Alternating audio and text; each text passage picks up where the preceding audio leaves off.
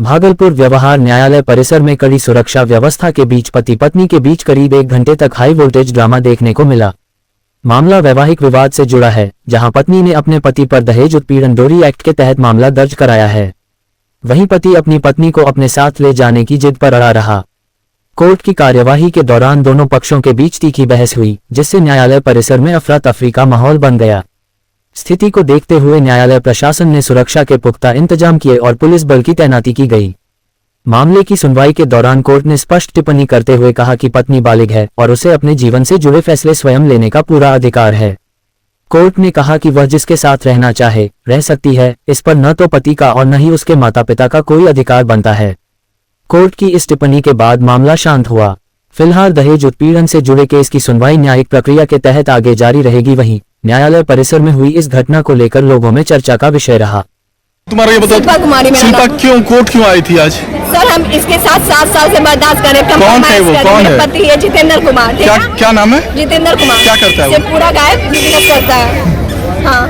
आज यहाँ क्यों आई हो? हम सर अपना डिवोर्स फाइल करवा दिए, इसके ऊपर केस कर दिए। ठीक है, इसको हर चीज पूरा कर रहे थे। मतलब एक लड़की का इज्जत होता है अपने आप से, उसको पैसा नहीं चाहिए, प्यार चाहिए, लेकिन वो चीज कभी नहीं मिला। मतलब सिर्फ लड़की क्या है, खिलौना है। शादी को कितने साल हुआ? सर 2018 मेरा शादी हुआ था। बच्चा भी है? हाँ, एक बच्चा है 5 साल का। सुना ना, बेटा है, मारपीट करता है। हाँ। तो फिर जब बच्चा है तो फिर क्यों आखिर इससे दूरी क्यों बना रही हो? 8 साल हो गया, कहीं ना कहीं एक जो है। हम एक बच्चे के खातिर, मेरा 2 जून को बच्चा हुआ था। 12 जून को हमको इतना प्रेशर किया कि हम छत पर से कूद गए। छत पर से कूद गए। छत पर से 12 जून को कूद गए। इतना गलत है कि मेरी छोटी बहन के साथ भी गलत किया है। इतना है कि ये झूठा आरोप मेरे ऊपर लगाई है। 17 तारीख को ये अपने मायके बात की थी पापा से कि पापा हम घर आ रहे हैं, 10 दिन बाद हम वापस चलाएंगे ससुराल। क्या करती थी पत्नी वहाँ तुम्हारी? पत्नी क्या करती थी, किसी गैर आदमी के चक्कर में ये बहकावे में आकर मेरा पूरा बिजनेस का पैसा। बड़ी संगीन आरोप लगा रहे हो पत्नी पर। 8 साल हो गया। मेरे पास प्रमाण है और इसका कॉल डिटेल मेरे पास लंबा कॉल डिटेल है। और वो लड़का लास्ट में 11 तारीख को शायद मतलब कॉल किया और इसको बोला कि तुम अपने पति पर झूठा आरोप लगा दो और मारपीट का झगड़ा का केस करो। हम वकील से बात कर लिए हैं। तो मेरी पत्नी भी उस समय बोले कि तुम हमारा घर क्यों बर्बाद करो, उस लड़का को तुम्हारे ऊपर केस करेंगे। लेकिन क्या हुआ, ये 17 तारीख को फिर घर निकली मम्मी पापा के लिए। लेकिन ऐसा हुआ घर नहीं गई। लड़का का घर गनगनिया फतेहपुर है, पिता का नाम शशिकांत मंडल। गोराडीह अंचल से जुड़ा एक गंभीर भूमि विवाद सामने आया है, जहां फर्जी दस्तावेजों के आधार पर दाखिल खारिज कराने के प्रयास का आरोप लगा है। पीड़ित प्रदीप प्रकाश उर्फ प्रदीप सिंह ने अंचलाधिकारी को लिखित शिकायत देकर आरोप लगाया है कि आशा सिन्हा उर्फ माया देवी ने कुटुरचित दस्तावेज और फर्जी वंशावली के सहारे उनकी पैतृक भूमि हड़पने की कोशिश की है। इस कथित साजिश में आशा सिन्हा के पति सीताराम सिंह, पुत्र सुमित सिंह सहित अन्य लोगों की संलिप्तता बताई गई है। वहीं इस मामले को लेकर सबौर थाना क्षेत्र के बड़ी धनकर निवासी आशा सिन्हा उर्फ माया देवी ने प्रेस वार्ता कर आरोपों को सिरे से खारिज किया। उन्होंने बताया कि गोराडीह अंचल के लोदीपुर बिशनपुर जिछो स्थित 11 डिसमल भूमि उन्हें उनके पिता द्वारा मौखिक रूप से दान में दी गई थी, जिस पर वे वर्षों से दखल कब्जे में हैं। आशा सिन्हा के अनुसार उनके 3 भाई अरुण कुमार सिंह, प्रदीप प्रकाश और विनय कुमार अब उक्त भूमि पर दावा करते हुए 3 अलग अलग म्यूटेशन मामलों में दाखिल खारिज का प्रयास कर रहे हैं, जिसके विरुद्ध उन्होंने अंचल कार्यालय में विधिवत आपत्ति दर्ज कराई है। उन्होंने बताया कि आपसी समझौते के कई प्रयास विफल रहे, जिसके बाद 4 नवंबर 2025 को भाइयों को वकालतन नोटिस भेजा गया, लेकिन अब तक कोई जवाब नहीं मिला है।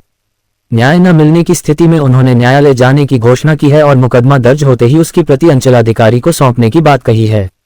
आशा सिन्हा ने अंचलाधिकारी से मांग की है कि न्यायालय के अंतिम निर्णय तक संबंधित भूमि पर किसी भी प्रकार की दाखिल खारिज या प्रशासनिक कार्रवाई पर रोक लगाई जाए। यह मामला एक बार फिर राजस्व व्यवस्था में पारिवारिक भूमि विवादों की जटिलता और सावधानीपूर्वक कार्रवाई की आवश्यकता को उजागर करता है। हमसे छोटे हैं। 10 भाई जी। अब कितने भाई बहन? हम 3 भाई 2 बहन। कहाँ रहते हैं आपके भाई? टाटा नगर जमशेदपुर। जो आरोप लगा रहे हैं वो कहाँ रहते हैं? वही जमशेदपुर में मेरे फादर जॉब करते थे। वो क्या करते हैं? वो अभी अपना प्रॉपर्टी डीलर है। कहाँ की संपत्ति पर आरोप लगा रहे हैं? भागलपुर में? हम भागलपुर पर अभी चार मतलब आपको जो दान मिला है भागलपुर में जी हाँ, भागलपुर में जो पहले का बाईपास था, वहीं पर ऑन रोड 4 कट्ठा जमीन था। वो दादा की प्रॉपर्टी है। क्या नाम है दादा? दादा का डोमन मंडल नाम था। पिताजी का? पिताजी श्री विष्णुदेव। भाई का नाम क्या है? भाई का बेटा? बीच वाला जो लगा रहा है उसका नाम प्रदीप प्रकाश है। और दूसरा? छोटा वाला विनय है, विनय कुमार सिंह। आपको दान में मिला गया है? दान में दिया? जी हाँ, हमको दान में मिला गया, लेकिन अब ये लोग पलट रहे हैं, या जो तो ये लालच हो गया, जमीन तो इधर का बहुत कीमती हो चुका है। और हम पहले पैसा से भी खरीदना चाह रहे थे, लेकिन उससे भी लोग तैयार नहीं हुए। ये हमसे छुपा के बेचा जा रहा है। उसके बाद इस पर हम आपत्ति लगा। आगे क्या करेंगे? आगे तो अगर वो लोग सलाह कर लेता है ठीक है, नहीं तब तो हम लड़ने के लिए स्वतंत्र। मामला 7 जनवरी को आप लोगों ने देखा होगा कि गोराडी प्रखंड से एक वीडियो वायरल हुआ था, जिसमें एक शख्स ये कह रहा है कि फर्जी दस्तावेज बनाकर, ठीक है, म्यूटेशन के लिए दिया गया था।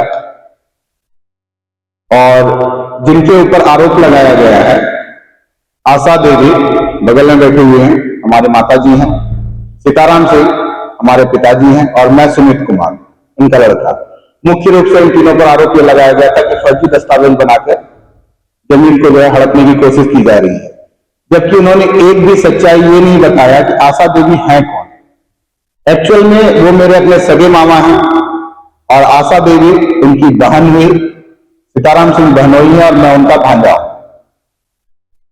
पहले बात ये थी कि पहले के जमाने में आप लोग भी जानते हैं कि पैतृक संपत्ति में पिताजी के द्वारा कहा दिया जाता था बेटी को कि जाओ ये हमने तुमको दे दिया दान स्वरूप। तो दान स्वरूप जिस प्रॉपर्टी की बात हो रही है, वो प्रॉपर्टी दान स्वरूप हमारे माता जी को मिला हुआ था।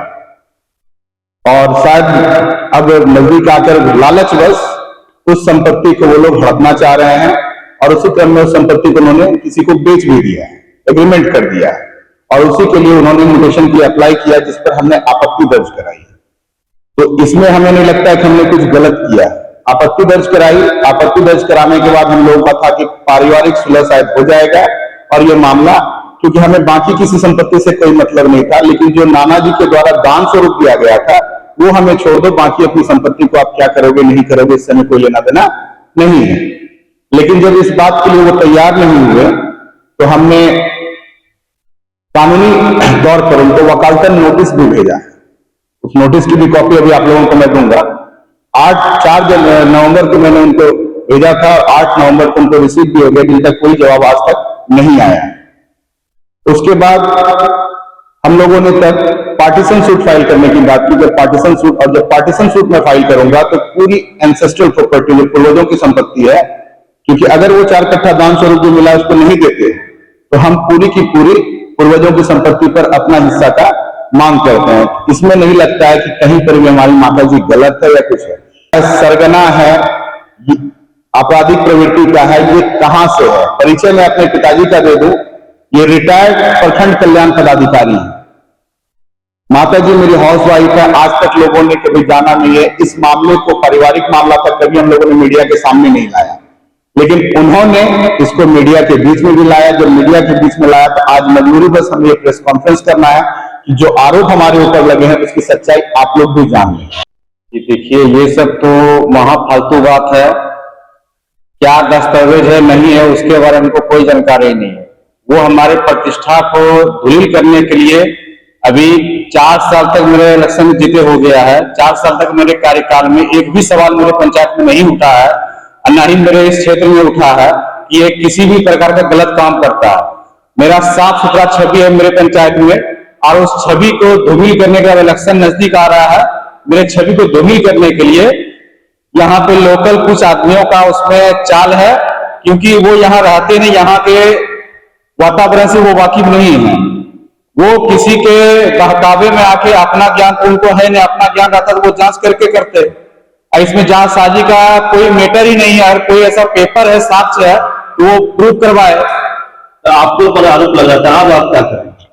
अब हम लोग महारानी का केस करेंगे उनके ऊपर कि मेरे ऊपर ये गलत आरोप क्यों लगाया गया है, क्या एविडेंस है मेरा उसके पास। पीरपेंती नगर पंचायत में सुरक्षा व्यवस्था को लेकर चिंता बढ़ाने वाली एक गंभीर और चौंकाने वाली चोरी की घटना सामने आई है। नगर पंचायत क्षेत्र में स्थित डॉक्टर एन.के. वर्मा के मेडिकल से चोर पैसों से भरा बॉक्स लेकर बेखौफ फरार हो गया। हैरानी की बात यह है कि यह पूरी वारदात पीरपेंती नगर पंचायत द्वारा लगाए गए सीसीटीवी कैमरे में साफ तौर पर कैद हुई है। इसके बावजूद चोरों के हौसले बुलंद नजर आ रहे हैं। दिन दहाड़े हुई इस घटना ने नगर पंचायत क्षेत्र की सुरक्षा व्यवस्था पर गंभीर सवाल खड़े कर दिए हैं। सार्वजनिक धन से लगाए गए सीसीटीवी कैमरों के बावजूद ऐसी घटनाओं का सामने आना आम लोगों के बीच चिंता का विषय बना हुआ है। लोग ये जानना चाहते हैं कि आखिर सुरक्षा व्यवस्था को और मजबूत करने के लिए क्या कदम उठाए जा रहे हैं। घटना के बाद स्थानीय व्यापारियों और आम नागरिकों में गहरी नाराजगी देखी जा रही है। लोगों का कहना है कि जब चोर कैमरे में कैद हो रहे हैं तब भी चोरी की घटनाएं रुक नहीं पा रही हैं। लगातार हो रही घटनाओं से पीरपेंती नगर पंचायत क्षेत्र में असुरक्षा और चिंता का माहौल बनता जा रहा है। बिहार में इन दिनों कड़ाके की ठंड और शीतलहर का प्रकोप लगातार जारी है। ठंड से सबसे अधिक प्रभावित गरीब, असहाय, वृद्ध और विधवा महिलाएं हैं। ऐसे समय में जीवन जागृति सोसाइटी द्वारा किए जा रहे राहत कार्य जरूरतमंदों के लिए बड़ी राहत साबित हो रहे हैं। इसी कड़ी में 0 माइल स्थित सच्चिदानंद कॉलोनी के सरस्वती मंदिर के समीप गरीब, वृद्ध एवं विधवा महिलाओं के बीच लगभग 100 कंबलों का वितरण किया गया। कंबल वितरण कार्यक्रम के दौरान महिलाओं के चेहरों पर राहत और संतोष साफ झलक रहा था। जीवन जागृति सोसाइटी के राष्ट्रीय अध्यक्ष ने कहा कि शीतलहर के इस दौर में जरूरतमंदों की मदद करना ही संस्था का मुख्य उद्देश्य है। सोसाइटी लगातार ऐसे इलाकों को चिन्हित कर रही है जहां ठंड का असर सबसे ज्यादा देखने को मिल रहा है। आपको बता दें कि जीवन जागृति सोसाइटी केवल कंबल वितरण तक सीमित नहीं है, बल्कि जीवन रक्षा से जुड़ी विभिन्न जागरूकता अभियानों में भी अहम भूमिका निभा रही है। आज आसानंदपुर जो हवाई अड्डा के दक्षिण में स्थित है एक बड़ा मोहल्ला, आज जीवन जागृति सोसाइटी के द्वारा वृद्ध सच्चिदानंद कॉलोनी में वृद्ध महिलाओं के बीच, खास करके विधवा महिलाओं के बीच हम लोगों ने कंबल वितरण किया। करीब 75 महिलाओं को हम लोगों ने कंबल आज दिया और इसमें कई लोग गुमनाम व्यक्ति हैं जो हमें कंबल पहुंचाते हैं अपना नाम बिना बोले भी, और कई लोग सक्रिय रूप से भाग लेते हैं। तो सभी को जो कंबल जीवन जागृति सोसाइटी को दे रहे हैं उनको मैं धन्यवाद देता हूं।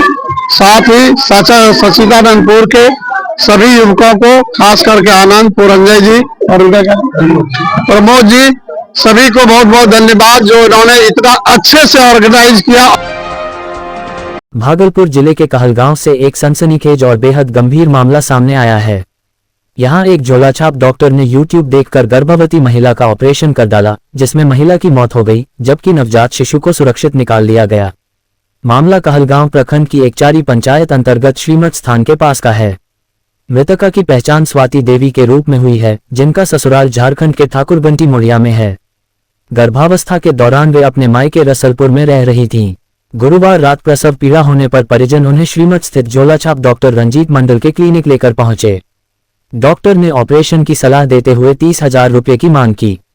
आरोप है कि बिना किसी जरूरी चिकित्सीय सुविधा के डॉक्टर ने YouTube वीडियो देखकर ऑपरेशन शुरू किया, जिससे अत्यधिक रक्तस्राव हुआ और मौके पर ही महिला की मौत हो गई। घटना के बाद डॉक्टर क्लिनिक बंद कर फरार हो गया। गुस्साए परिजनों और ग्रामीणों ने शव रखकर हंगामा किया। सूचना पर रसलपुर थाना पुलिस मौके पर पहुंची और जांच शुरू कर दी है। ग्रामीणों का आरोप है कि इस अवैध क्लिनिक में पहले भी ऐसी घटनाएं हो चुकी हैं। अब सवाल यह है कि आखिर कब होगी झोलाछाप डॉक्टरों पर सख्त कार्रवाई। डॉक्टर